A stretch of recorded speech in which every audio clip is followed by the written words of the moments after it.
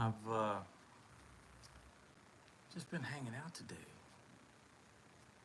Me and my girl, we've just been enjoying this beautiful day. Um,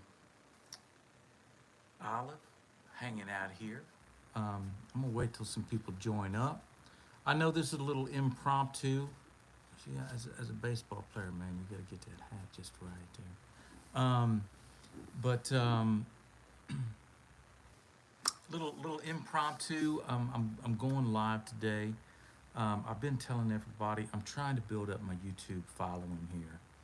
Um, you know, I'm a little bit more old school. Where I like to go out and play shows and stuff like that.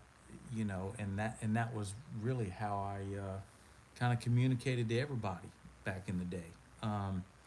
But I know that, hey, things are the way that they are now. Jean, she's here. By God, I was just waiting for you, Jean. Um, you're always here, and I appreciate it. I really, really, really do. So yeah, how are you doing today? Everything good with you?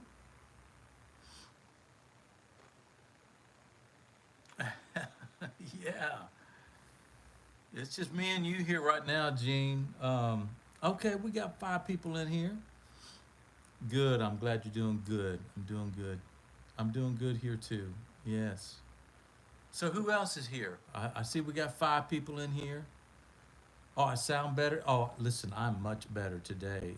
Yesterday, I don't know what happened, but I had some sinus stuff that was happening. As you can tell, my face is not so red today, too. Yesterday, man, I had so much congestion and stuff. So it's really good to like start feeling better again. So that's good, right? Um, so who else is here? Anybody? Hello? Hello? Well, you don't have to say anything. You can stay. You can stay here. That's all right. So today, I thought I would tell you guys a little bit about a particular person that has been in my life. That, bless his heart, he's dead and gone these days. And he- we all called him Coma, right? What's up, Nelly? Lolo? What's up? What's up? What's up? So glad you guys made it here. Thank you so much. So I'm gonna tell you guys about this crazy dude who literally changed my life, man. This guy was so freaking funny. Probably the funniest individual that I've ever come in contact with in my life. Kid you not. I met him um, really, really early. I was working with this guy named Josh Logan out on the road doing my thing. Well, we met up at this little car lot. It was called Mitch's Car Lot in Richmond, Kentucky. And Mitch managed Josh Logan at the time, right? So that's where the whole connection of Mitch's was. Well, I come in one day, business is normal. I was probably like maybe 8 months, a year or so into working with Josh when I met Coma, right? What's up, Kathy? So I come into this place, into the lobby, and on the couch was Coma, right? And he talked like that. He was very nasally. So my cold makes me sound, just like it. But anyway, he's sitting there and he goes, I would get up if it weren't for this baby. And bless his heart, he was a big old boy, man. I mean, he loved biscuits and gravy and soup beans and all the wonderful things that we all love, but he just loved a bigger portion, right? So, can you say hi, Lynn from Hawaii? What's up? What's up? Absolutely, I can. Hello, Lynn. So, oh wow, Indiana, nice, Todd. Good to see you, man. So anyway, this Coma dude, man. he went out on the road with us, and he was our driver. He sold merchandise for us. He would call it concessionist. What's up, Kenneth? What's up, man? So good to see you, brother. I think about you often, man. I hope you're doing good. Um, I need to make it back to Fairfield and Hamilton pretty soon. So good to see you, brother. So anyway, so back to Coma, um, driver, merchandise, and then he also what else did he do? Oh, he road managed for us, right? So he would check us into the hotels and all that kind of stuff, right? Um, so the thing about it was this guy was full of stories all the time. He'd tell us stuff, but we wouldn't know if he was like actually like telling us the truth, right? Because they were so far fetched, man. Well, so one day, um, we, we we get into the bus, and excuse me if you've heard this story before. I'm gonna tell it again. Paul, what's up? What's up, man? So so Coma's driving this bus, man, and bless his heart, that steering wheel, as you know, with some of those old Silver Eagles, because that's what we had. It's probably like a 1960 something, early 70s Silver Eagle, and it would rub up against his belly like right in there, man. He'd turn that big old wheel, and whenever he would get out at truck stops, you would see that little mark on his shirt, where, because he's a big guy, and that steering wheel would rub that shirt, man. Well, one day we were on there. What's up, Sandy? And he goes, "Somebody get me some cheese and crackers," right? So we get him some cheese and crackers. We had those little things in those little snack packs in the back of the bus. Well, so we would all come up front and just hang out during the daytime.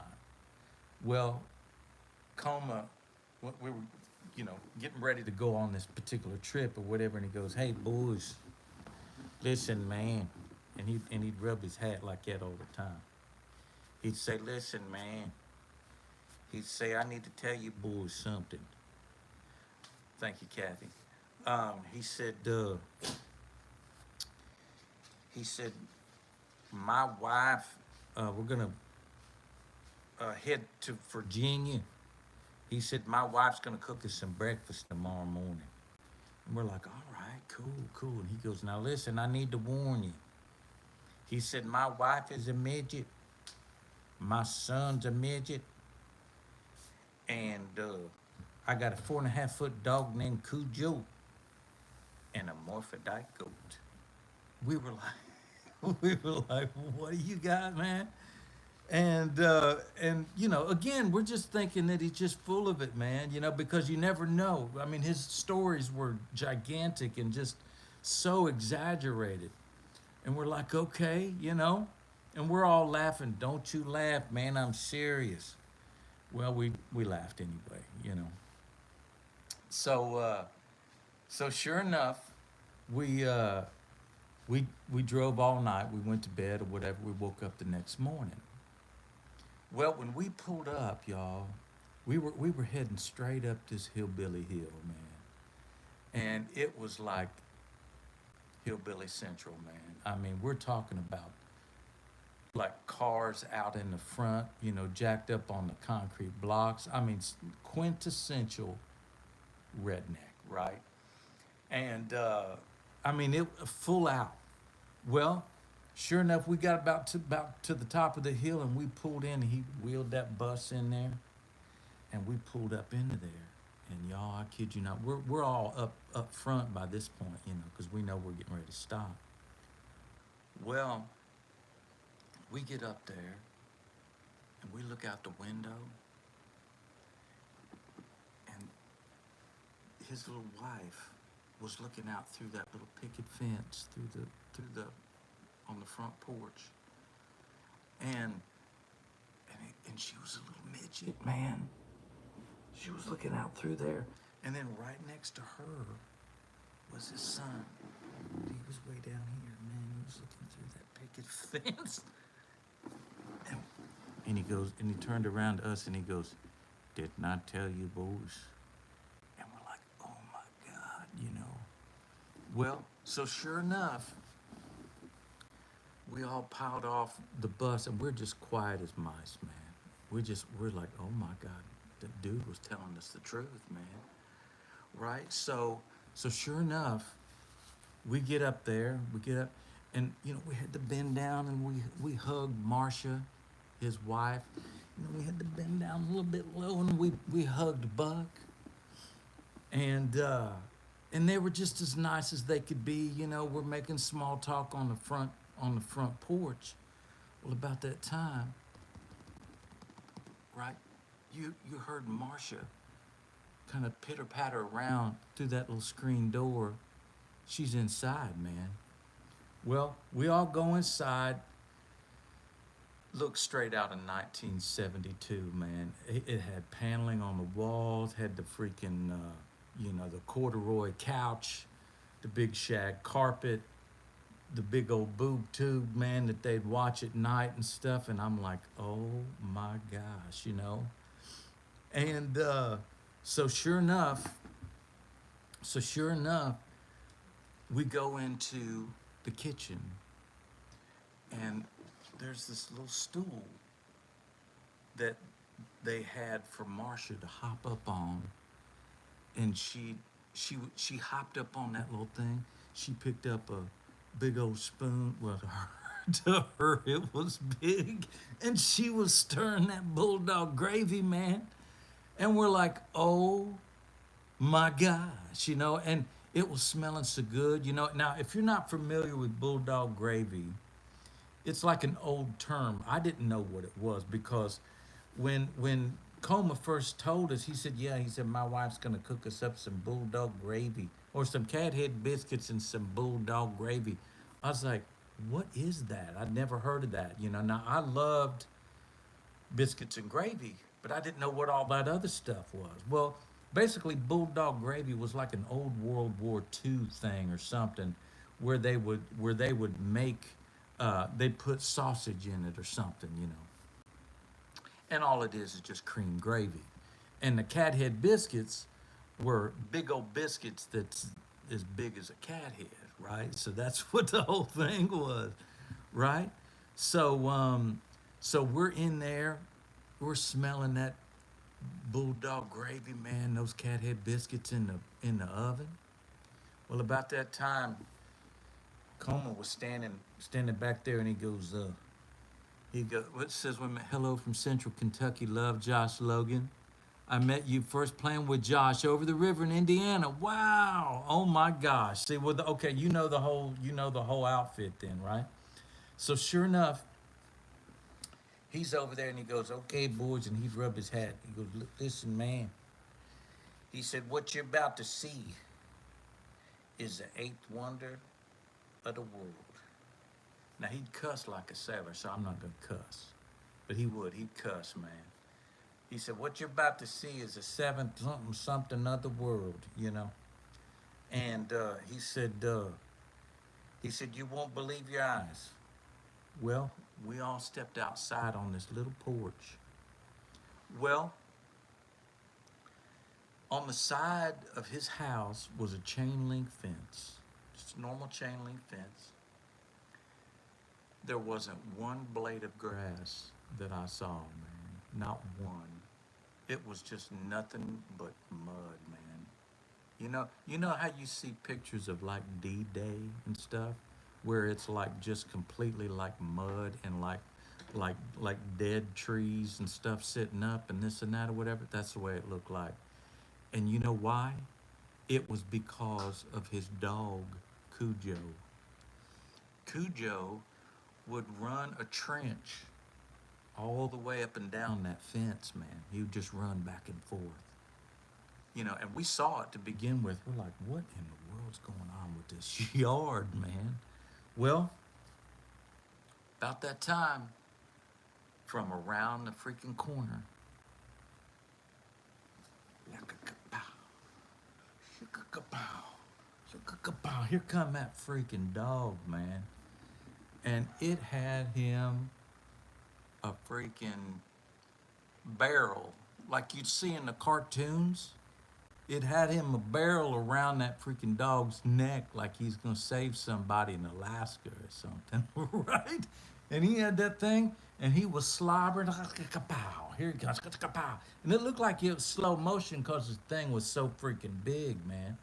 And slobber and stuff coming all over. And here come Coma. And he says, down, Cujo, down, and we're like all freaking out. Oh my God, he won't hurt you. He looks worse than what he is. Well, about that time, he got him a chain and put him on a leash. Well, got all Cujo wrapped up and taken care of. Our blood pressure lowered a little bit or whatever, and he goes, now, boys, and he's talking while he's walking. He goes, boys, listen now. He said, we're going to head on out to the barn. And he says, what you're going to see, the local colleges come out and taking pictures of it, and the local circus is wanting it. And we're like, what the heck what we going to see now? So we go out there, and it's a little shed, man. I'm thinking it's going to be a barn. It's like a little shed, man, a little farm shed. And it's as dark as it can be in there, man. He opened that thing or whatever. We couldn't even hardly see in there. It took us a little while to adjust our eyes. And he had it corralled in there, little stalls. I don't know. And what it was, in the first couple, was miniature horses. And we're like, oh my gosh. But he passed by those miniature horses like they weren't nothing. Yeah, he named them. There's Elmo, there's something or whatever. I don't know if it was Elmo, but that's a good one for a miniature horse. But anyway, he said, there's so and so and so and so. Passing by them like they're nothing. Those are miniature horses, man. Those are special. Those are rarities. Well, by the time that we got to the very end stall, there was a little light back there that he just turned on that little light, and there was a goat standing there, y'all. And we're like, oh my God, there's the goat that he was talking about. Well, he got that goat, man. He turned that goat around real quick, You handle. He freaking handled those animals real rough, and he turned that goat around, and he flipped up that tail real quick, whop, just like that or whatever. And he goes, "What I tell you, boys." And we looked down at it, and we're like, "Oh my God, there it was, y'all."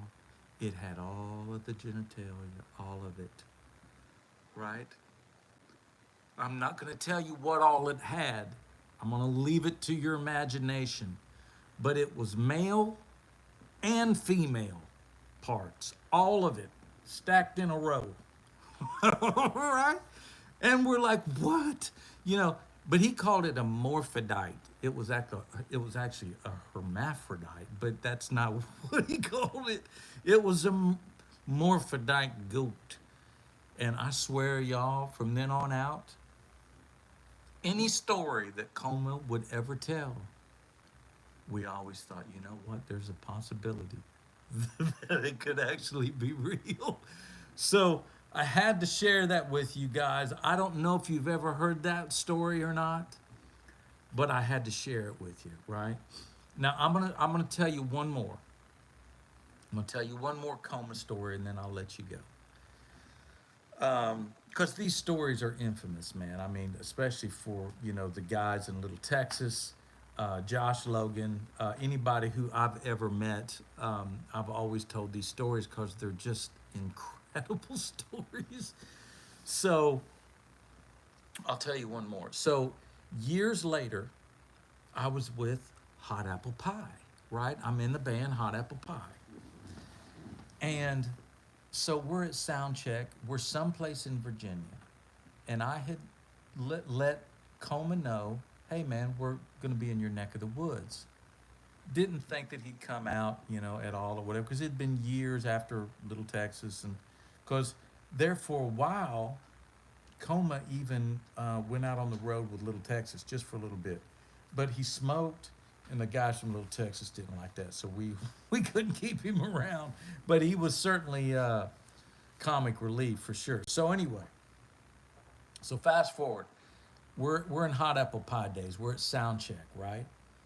Well,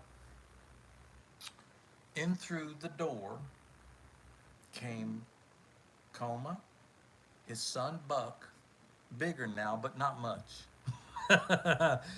Come into the side of the door along with their friend Andrea, right? So so here they come, and I'm thinking to myself, oh my God, here we go. Here it goes, man.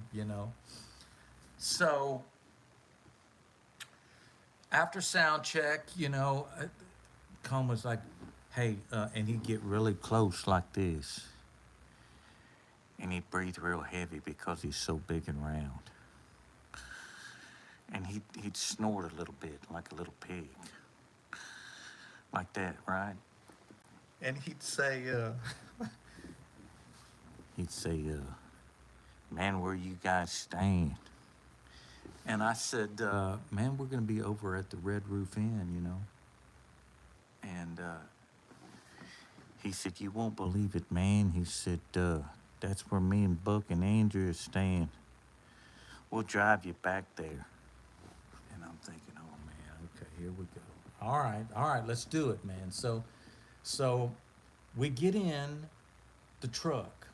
Now, Buck, Buck, the midget son is driving. All right, I listen. I don't know if you guys have ever driven with a midget before, but I have. And I tell you what, he had some kind of crazy contraption down there, and it was a stick shift, man, to make matters worse. So he had this whole contraption, man, with like these steel rods that would go from his feet down to the pedal, where he could reach the pedals and stuff, man. It was the craziest thing I've ever seen. It kind of scared me, man, you know? But sure enough, man, listen, he got behind that wheel, turned that thing on. He shoved that thing in reverse and started kicking those contraptions, man. He was off and running. We're like, okay, all is good, right? So we're heading down the street. About that time, Buck gets a call on his cell phone, and the call goes something like this. Now, Buck would talk like Coma, just a little bit higher, and he'd say, "Hello," and he'd say, "What do you mean?" "Oh no." And I'm thinking, "Oh my God, what's happening?" You got to be kidding me. Oh my God. I'm in the car with Brady. Let me call you right back. So he hangs up the phone, and I'm on pins and needles. He looks in the rearview mirror, and he goes, "Daddy," he said, "you know that girl that works at Walmart?" "Yeah," Coma said. "She just got shot." And I'm like, "Oh my God, what? Jeez, man. And Coma said, "Well, that's too bad. And I'm like, "Oh my God, what's?" So I said, "Man, what's happening here?" He goes, "I don't know." He was kind of distressed. Well, about that time we get to the Red Roof Inn, man. It wasn't nothing to get over there. We pulled into the parking lot, and Buck gets out and he goes, "I'm gonna make a phone call. I'll be right with you." Well, so me, Coma, and Andrea get out of the car, right? And so like I said, Coma would get up in here and he said, hey man, you know that girl that got shot at Walmart? I said, yeah, man, that's his sugar mama. I said, it's what? That's his sugar mama. She, she loves midgets. I said, I said, what? I said, you gotta be kidding me, man. He goes, no, man, I ain't kidding you. And listen, I think, I think, wait a minute. I get tickled every time I freaking tell this because it's so freaking weird. So he said, he goes, listen. He said, I think I know who did it. I said, who did it, man? Her husband. I bet you her husband found out about Buck. I was like, dude, you got to be freaking kidding me right now, man. There's no freaking way. Yeah, I'm telling you the truth, man.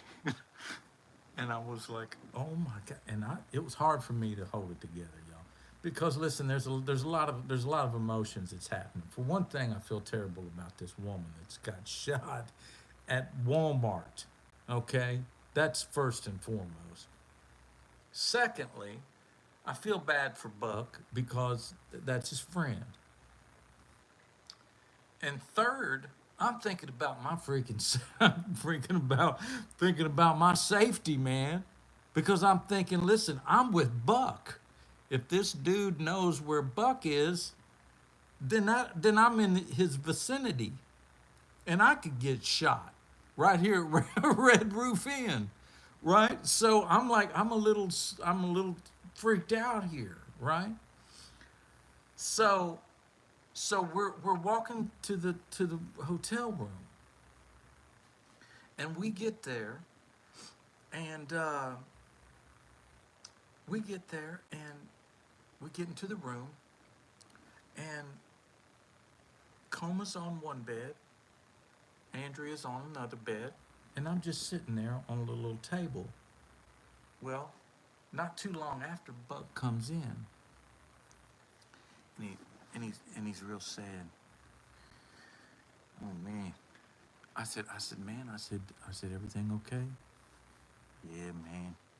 He said, I hate it. Everybody's real sad, real somber, and we're just being quiet, just trying to be reverent about what's going on. And he goes, Brady. He looked at me, I'm thinking maybe he wanted me to sing at the funeral or something. I didn't know what he was gonna say. He goes, Brady. I said, yeah, man. He goes, I'm thinking about starting a midget band. I said, wait a minute, man. And it was all I could do. I was like, wait a minute, man. I said, what are you saying? I said, what? And he goes, listen, man. He said, I'm being serious. I said, okay, man. I said, that's all right. I said, well, tell me about it, man. I said, what you talking about? He goes, well, I don't know if you knew it or not. He said, I used to sing uh, in choir in high school. I said, well, I didn't know that, man. And he goes, I said, who else is in the band? He says, well, I got a friend of mine that plays pedal steel. I said, oh, okay. And so sure enough, and I'm thinking, my God, and then the whole thing about the contraptions with the pedal steel. Do you cut the pedal steel down or you put the contraptions on? I didn't know. So anyway, but I'm thinking about all that stuff. And I said, immediately, I said, I know where you need to debut it. He said, where's that? I said, Jerry Springer. He said, he looked around, he goes, no, man, this is serious.